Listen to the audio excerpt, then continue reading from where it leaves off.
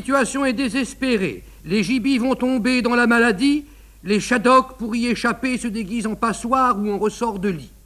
Mais la maladie venait à bout des ressorts, s'infiltrait dans les passoires les plus étanches, s'infiltrait dans le goulpe, découvrait d'énormes réserves de Shadocks qu'elle rétrécissait. Beaucoup périrent, et nourrie de Shadocks, la maladie redoublait de vigueur et de méchanceté, si bien qu'à la fin, la planète elle-même se mit à rétrécir.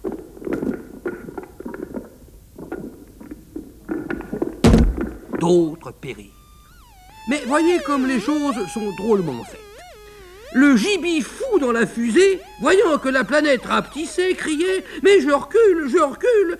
Et il inversait les commandes si bien qu'il se mettait à reculer pour de vrai. Et les gibis furent sauvés.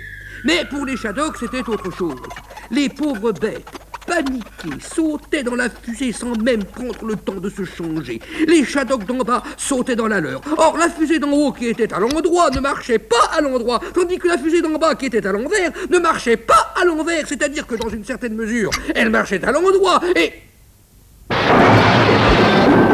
d'autres encore périrent. Ceux qui tombaient en descendant essayaient de s'agripper à ceux qui tombaient en montant, ou bien ils se hissaient sur les ustensiles qui flottaient. Entre-temps, à force de manger trop de Shadocks, la maladie était tombée malade et laissa partir les rescapés. Et les uns entassés dans des tiroirs, les autres dans des casseroles ou des passoires, c'est ainsi que commença pour eux le long et pénible voyage qui devait, en principe, les amener sur la terre.